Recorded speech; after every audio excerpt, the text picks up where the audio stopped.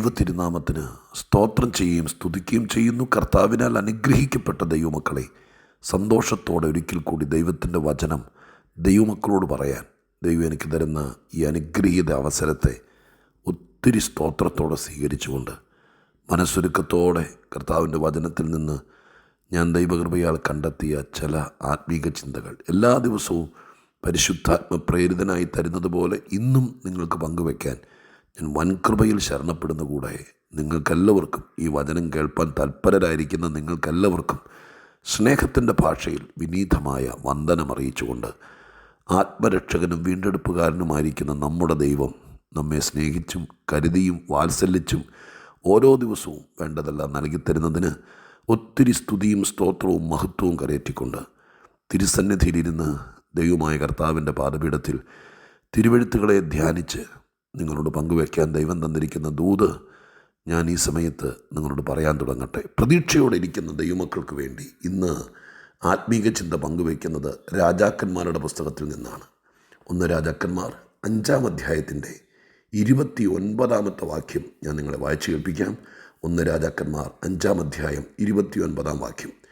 ദൈവം ശലോമോന് ഏറ്റവും വളരെ ജ്ഞാനവും ബുദ്ധിയും കടൽക്കരയിലെ മണൽ പോലെ ഹൃദയവിശാലതയും കൊടുത്തു. പ്രധാനപ്പെട്ട് പറയാൻ ആഗ്രഹിക്കുന്നത് ലാസ്റ്റ് പോയിൻ്റാണ്. കടൽക്കരയിലെ മണൽ പോലെ ഹൃദയവിശാലത കൊടുത്തു. ശലോമോന് ദൈവം ജ്ഞാനവും ബുദ്ധിയും കൊടുത്തു എന്ന് പൊതുവിൽ നമ്മൾ പറയുന്നതാണ്, എല്ലാവർക്കും അറിയാവുന്നതാണ്. പക്ഷെ ആ കൂടെ ദൈവം കൊടുത്ത ഒരു കാര്യം കൂടെ നമ്മുടെ ശ്രദ്ധിക്കപ്പെടാതെ പോയത് കൊണ്ടായിരിക്കാം അധികം ആളുകൾ പറഞ്ഞു കേട്ടിട്ടില്ല. മറ്റേതെപ്പോഴും പറയുന്നത് കേൾക്കാം. കടൽക്കരയിലെ മണൽ പോലെ ഹൃദയവിശാലത. ഹൃദയവിശാലത എന്ന ഈ മലയാളത്തിന് ഇംഗ്ലീഷിൽ ഇൻസൈറ്റ് എന്നാണ് കൊടുത്തിരിക്കുന്നത്. ഇൻസൈറ്റ്. ഈ വാക്യത്തിൽ നിന്ന് 2-3-4 കൂട്ടം കാര്യങ്ങൾ പറഞ്ഞോട്ടെ. ഒന്ന്, ദൈവമായ കർത്താവ് നമ്മെ ഈ ഭൂമിയിലൊരു ജന്മം തരുമ്പോൾ നമുക്ക് ശരീരം, ഹൃദയം, ആന്തരിക ബാഹ്യ അവയവങ്ങൾ, നമ്മൾക്ക് ഇവിടെ ശ്വസനം ചെയ്യാനും ജീവിക്കാനും വേണ്ടിയിരിക്കുന്ന എല്ലാ സിസ്റ്റവും ദൈവം തന്നിട്ടാണ്. ഈ ഭൂമിയിൽ ജീവിക്കാൻ വേണ്ടിയിട്ടുള്ള എല്ലാ ക്രമീകരണങ്ങളും തന്നിട്ടാണ് ഭൂമിയിലേക്ക് നമ്മളെ ദൈവമായ കർത്താവ് അയക്കുന്നത്. ഒരു മനുഷ്യനായിട്ട് ജീവിക്കാൻ അതിന് വേണ്ടതെല്ലാം ഉണ്ട്. ആവശ്യത്തിന് ബുദ്ധി, ചിന്തിക്കാനുള്ള കഴിവ്, അങ്ങനെ ഒത്തിരി കാര്യങ്ങൾ ഞാനത് പറയണ്ടല്ലോ. എന്നാൽ ഇവിടെ വന്നതിന് ശേഷം ഈ ലോകത്തിൽ നിന്ന് നമ്മൾ ആർജിച്ചെടുക്കുന്ന ഒത്തിരി കാര്യങ്ങളുണ്ട്. വിദ്യാഭ്യാസം, സാമൂഹ്യപരമായിരിക്കുന്ന പൊതുവായ അറിവുകൾ, അങ്ങനെ ഒത്തിരി കാര്യങ്ങൾ, ആരോഗ്യം, ഭാഷ, ഇതൊക്കെ ഒത്തിരി ഇവിടെ വന്നതിന് ശേഷം നമ്മൾ നമ്മുടെ ചുറ്റുവട്ടത്ത് നിന്ന്, നമ്മുടെ വീട്ടിൽ നിന്ന്, പരിസ്ഥിതികളിൽ നിന്നൊക്കെ ആർജിച്ചെടുക്കുന്നതാണ്. കുറച്ചുകൂടെ സൂക്ഷ്മതയോടെ തിരുവെഴുത്തിനെ ആധാരമാക്കി മനസ്സിലാക്കിയാൽ ഈ പ്രകൃതിയും ഇവിടുത്തെ ആളുകളും ബന്ധങ്ങളും നമുക്ക് ഇവിടുന്ന് പഠിപ്പിച്ചോ ചൊല്ലിയോ തരുന്നതിനേക്കാൾ അപ്പുറം ജന്മം തന്ന കർത്താവിനോട് തന്നെ ചോദിച്ചാൽ ഈ ഭൂമിയിൽ നമുക്ക് വേണ്ട, നമ്മളെ മാന്യരാക്കുന്ന, നമ്മെ ഉയർത്തുന്ന, നമ്മളെ ജയാളികളാക്കുന്ന, നമ്മളെ സമർത്ഥരാക്കുന്ന, നമ്മെ ഈ ഭൂമിയിൽ അഭിമാനമാക്കുന്ന പലതും ദൈവത്തോട് പിന്നെയും ചോദിച്ചാൽ തരുമെന്നുള്ള കാര്യം വേദപുസ്തകം അഖണ്ഡിതമായി പറയുന്ന കാര്യങ്ങളാണ്. അതിന് ഏറ്റവും ഡയറക്റ്റ് ഒരു വാക്യമുണ്ട്. നിങ്ങളിൽ ഒരുവന് ജ്ഞാനം കുറവാണെങ്കിൽ ഫൽസിക്കാതെ എല്ലാവർക്കും ഔദാര്യമായി കൊടുക്കുന്ന ദൈവത്തോട് ചോദിക്കട്ടെ. ഭൂമിയിലേക്ക് വന്നപ്പോൾ അത്യാവശ്യ അറിവ്, ജീവിക്കാൻ വേണ്ടിയുള്ള കാര്യങ്ങൾ, തിരിച്ചറിവിനുള്ള കഴിവുകൾ, ഇതൊക്കെ തന്നാ വിട്ടത്. വളർന്നപ്പോൾ അതൊക്കെ നമുക്ക് കിട്ടി. ഏതൊരു മനുഷ്യനും പൊതുവിൽ അങ്ങനെ ഈ ഭൂമിയിൽ നമുക്ക് ലഭിക്കും. എന്നാൽ യാക്കോബ് അപ്പോസ്തലൻ പറഞ്ഞ വാക്യമാണ് ഞാനിപ്പോൾ പറഞ്ഞത്. സഭയ്ക്കകത്തേക്ക് ഒരുവൻ വന്നു കഴിയുമ്പോൾ ഈ ലോകത്തിൽ നിന്ന് കിട്ടിയ ജ്ഞാനം, അറിവ്, വിദ്യാഭ്യാസം, ചിന്ത, അതുകൊണ്ട് സഭയ്ക്കകത്ത് വിജയകരമായിട്ട് മുന്നോട്ട് പോകാൻ പറ്റുകയില്ല. കാരണം തിരുസഭയ്ക്കകത്ത് വന്നു കഴിയുമ്പോൾ ആൾ മാറി, ദൈവത്തിൻ്റെ ആളായി മാറി. പിന്നെ ദൈവത്തിൻ്റെ ആളെന്ന നിലയ്ക്ക് സാത്താന്യ തന്ത്രങ്ങളുമായിട്ട് നമ്മൾ ഏറ്റുമുട്ടേണ്ടി വരും. സാത്താനുമായിട്ട് നേരിട്ട് കൈയും ചുരുട്ടി മസിലും ചുരുട്ടി അല്ല, തന്ത്രങ്ങളെ ജയിപ്പാൻ ജ്ഞാനം കൊണ്ടേ പറ്റൂ. അപ്പോൾ ആത്മീക ജീവിതം തുടങ്ങുമ്പോൾ ജ്ഞാനം ആവശ്യമാണ്. ചുമ്മാ ഈ ഭൂമിയിൽ ഒരുത്തൻ ഏതെങ്കിലും വിധത്തിൽ ജീവിച്ചു തീർക്കുന്ന പോലെയല്ല ഒരുവൻ യഥാർത്ഥ ആത്മീകനായി ക്രിസ്തീയ ജീവിതം നയിക്കുന്നത്. എന്നെ കേൾക്കുന്ന നിങ്ങൾ ആത്മീക ജീവിതമാണ് നയിക്കുന്നതെങ്കിൽ, പിള്ളേരെ വളർത്താൻ കുടുംബജീവിതം നയിക്കാനൊക്കെ വളരെ പരിജ്ഞാനികളായിട്ട് വേണം. അതിനുള്ള ജ്ഞാനം ദൈവത്തോട് ചോദിച്ച് മേടിച്ചോളണം. എങ്കിലും ഇവിടെ വിജയിക്കാൻ പറ്റുള്ളൂ. ഇല്ലെങ്കിൽ എന്നും അസ്വസ്ഥനായിരിക്കും കേട്ടോ. അപ്പോൾ ദൈവത്തോട് ചോദിച്ചാൽ ഈ ഭൂമിയിൽ വെച്ച് നമുക്ക് ലഭിക്കുന്ന ഒത്തിരി കാര്യങ്ങൾ, ഈ ചോദിക്കുന്നതിനേക്കാൾ അപ്പുറം കൊടുക്കുക എന്നുള്ളതാണ് ദൈവത്തിൻ്റെ പോളിസി. ശലോമോൻ ഈ ഹൃദയവിശാലതയൊന്നും ചോദിച്ചതല്ല. ഇത്രയും പോകുന്ന ജനത്തെ മുഴുവൻ നിൻ്റെ ആളുകളെ ഞാൻ ഭരിക്കേണ്ടതിന് എനിക്ക് ജ്ഞാനവും വിവേകവും തരണം, അത്രേ ചോദിച്ചോളൂ. പക്ഷെ ആ കൂടെ ദൈവം വാരിക്കോരി കൊടുത്ത പലതുമുണ്ട്. ആ ഭാഗങ്ങൾ വായിച്ചാൽ അറിയാം. അതിലൊന്നാണ് ഹൃദയവിശാലത, ഇൻസൈറ്റ്. ഒരു നല്ല മനുഷ്യന്, ഒരാത്മീകന്, ഒരു നേതൃത്വത്തിൽ നിൽക്കുന്ന ആൾക്ക്, ഒരു ഗ്രഹനാഥന്, ഒരു കർത്തൃദാസന്, മറ്റുള്ളവരുമായിട്ട് ഇടപെടുന്ന ഒരാൾക്ക്, ആത്മാക്കളെ നേടാൻ ആഗ്രഹിക്കുന്ന ആൾക്ക് എന്ന് പറഞ്ഞാൽ വലിയ സഭാ പാസ്റ്ററൊന്നും ആവണ്ട. നിങ്ങളുടെ വീട്ടിൽ നിങ്ങളുടെ ഭർത്താവ്, മക്കൾ അങ്ങനെയൊക്കെ ആരെങ്കിലും ഉണ്ടെങ്കിൽ അവരെ ദൈവമക്കളാക്കി തീർക്കണമെന്ന് നിങ്ങൾ ചുമ്മാ പൂക്കണ്ണീരൊഴിപ്പിച്ച് എൻ്റെ പാസ്റ്ററെ പ്രാർത്ഥിക്കണോട്ടോ, എൻ്റെ അച്ഛൻ കുടിച്ചോണ്ട് നടക്കുക കേട്ടോ എന്ന് പറഞ്ഞ് ആരോടെങ്കിലും പറഞ്ഞിട്ട് ഇടുങ്ങിയ ഹൃദയത്തോടെ ഒരു പുക പിടിച്ച തുരുത്തി പോലെ വീട്ടിൽ പെരുമാറിയാൽ അവരുടെ ആയുഷ്കാലത്ത് അവർ കൃപയിലേക്ക് വരികയില്ല. മറ്റുള്ളവരെ നേടുകയും മറ്റുള്ളവരുടെ മുമ്പിൽ അഭിമാനത്തോടെ ജീവിക്കുകയും ആത്മീകം ഒരന്തസ്സുള്ള കാര്യമാണ് മറ്റുള്ളവരെ കൊണ്ട് പറയിപ്പിക്കുകയും ചിലരെ കൂടി, നിങ്ങളുടെ വീട്ടിൽ തന്നെ ചിലരെ കൂടി ഈ മാർഗത്തിലേക്ക് ആകർഷിച്ച് നിത്യതയ്ക്ക് യോഗ്യരായി ഒരുക്കുകയും ചെയ്യണമെന്ന് നിങ്ങൾക്ക് ആർക്കെങ്കിലും ആഗ്രഹമുണ്ടെങ്കിൽ ദയവായിട്ട് ഞാൻ ഈ പറയുന്ന വാക്യം നിങ്ങൾ ശ്രദ്ധിക്കണം. അവർക്കൊരു ഇൻസൈറ്റ് ഉണ്ടായിരിക്കണം. ഹൃദയവിശാലത, ഇൻസൈറ്റ്, ഉൾക്കാഴ്ച. അത് ദൈവമാണ് തരുന്നത്. ഈ വാക്യത്തിൽ നിന്ന് നമുക്ക് മനസ്സിലാക്കാൻ കഴിയുന്നു. ഉൾക്കാഴ്ച, ഇൻസൈറ്റ്, ഹൃദയവിശാലത എന്നൊക്കെ പറയുന്നത് സർവശക്തനായ ദൈവമാണ് തരുന്നത്. എൻ്റെ പ്രിയപ്പെട്ടവരെ, ഹൃദയവിശാലതയില്ലാത്ത, ഉൾക്കാഴ്ചയില്ലാത്ത ഒരു മനുഷ്യൻ്റെ കൂടെ ജീവിതം കഴിച്ചു കൂട്ടാൻ പോലും പാടാണെന്നാണ് ഇത് പറഞ്ഞുകൊണ്ടിരിക്കുമ്പോൾ ദൈവാത്മാവ് എനിക്ക് ബോധ്യമാക്കി തരുന്നത്. ഈ ഉൾക്കാഴ്ചയില്ലാത്ത, ഇൻസൈറ്റ് ഇല്ലാത്ത ആളുകളാണ് ഈ സംശയാലുക്കൾ.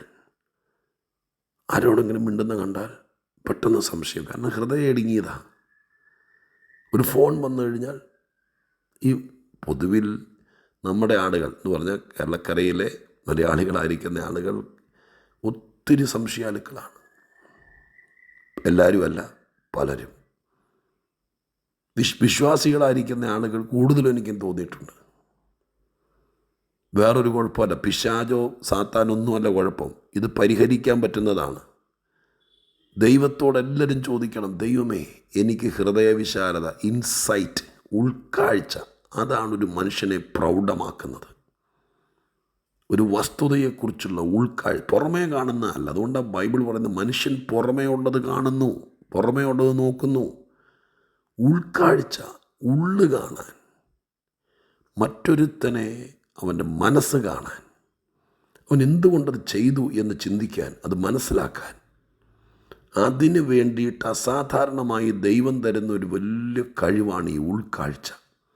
രണ്ടു വശം പറഞ്ഞു നിർത്താം. പ്രിയരെ, നിങ്ങൾക്ക് ഇൻസൈറ്റുള്ളൊരമ്മയാണെങ്കിൽ, ഇൻസൈറ്റുള്ള അപ്പനാണെങ്കിൽ, ഹൃദയവിശാലതയുള്ളൊരു കർത്തൃദാസനാണെങ്കിൽ, അങ്ങനെ ആ ഉൾക്കാഴ്ച, ഇൻസൈറ്റ്, ഹൃദയവിശാലത എന്നൊക്കെ നമ്മൾ പറയുന്ന ഈ ഭാഗം നന്നായിട്ട് ദൈവത്തിൽ നിന്ന് ചോദിച്ച് വാങ്ങിച്ച ഒരാളാണെങ്കിൽ നിങ്ങളെ പറ്റിക്കാൻ, ചതിക്കാൻ പോലും പറ്റുകയില്ല. കാരണം ഒരാളുടെ ഉള്ളു കാണാൻ പറ്റും. ഉൾക്കാഴ്ച രണ്ട് വിധത്തിലാണ്. അന്തർഗതങ്ങളെ കാണുന്ന, ഉദ്ദേശം മനസ്സിലാക്കുന്ന ഒരു പ്രത്യേക കഴിവാണ് ദൈവം തരുന്നത് കേട്ടോ. അയ്യോ, അതൊക്കെ വലിയ വലിയ കാര്യമാണ്. ഒരു മനുഷ്യനായിട്ട് ജീവിച്ച് കുറേ പണവും കുറേ കാശും കുറേ വസ്ത്രവും മാത്രമായിട്ട് ഈ ഒരു വീട്ടിനകത്ത് ഒതുങ്ങുമല്ല. ഉൾക്കാഴ്ചയുള്ളവർ ഉണ്ടാകട്ടെ. സ്തോത്രം നിങ്ങളുടെ വീട്ടിലുണ്ടാകട്ടെ. നിങ്ങളുടെ ജീവിത പങ്കാളിക്ക് വേണ്ടി പ്രാർത്ഥിക്കുക. ഇതൊക്കെ പ്രാർത്ഥിക്കുക. പോരാട്ടമാണ്, പിശാചാണ്, ദൈവമേ കെട്ടുപൊട്ടിക്കണേ എന്ന് മാത്രം പറയാതെ, ദൈവമേ എൻ്റെ പ്രിയപ്പെട്ടവന് ഹൃദയവിശാലത കൊടുക്കണേ, എല്ലാവരെയും ഉൾക്കൊള്ളാൻ. ചിലർക്ക് ഈ ആത്മീയ കാര്യങ്ങളൊക്കെ പറയുമ്പോഴത്തേക്കും ദൈവമക്കളെ കാണുമ്പോഴേക്കും അങ്ങ് മുൻവിധി കൊണ്ട് ആരൊക്കെയോ പറഞ്ഞു കേട്ടതുകൊണ്ട് എവിടെന്നൊക്കെയോ കേട്ടതുകൊണ്ട് അങ്ങോട്ട് കയ്പാണ്. അങ്ങ് വല്ലാത്ത മുഖത്ത് നോക്കിയാൽ അറിയാം ഉൾക്കാഴ്ചയില്ലാത്തത് കൊണ്ടാണ്.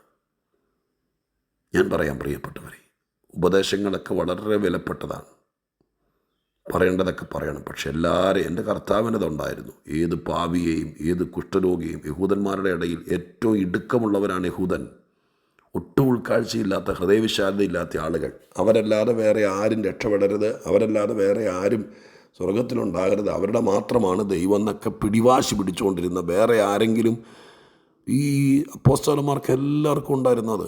ഒരിക്കലും യോഹന്നാൻ വന്ന് പറഞ്ഞില്ലേ, ദേ അങ്ങയുടെ നാമത്തിൽ ഒരുത്തൻ നിന്നുകൊണ്ട് ദേ പറയുന്നു ഞങ്ങൾ അവനെ വിലക്കി എന്നൊക്കെ പറഞ്ഞൊരു ഭാഗം നിങ്ങൾ ഓർക്കുന്നത്. കാരണം യേശു എന്താ പറഞ്ഞു, നീ എന്തിനാ അങ്ങനെ ചെയ്യാൻ പോയേ? നമുക്ക് പ്രതികൂലമല്ലാത്തോ നമുക്ക് അനുകൂലമല്ലേ?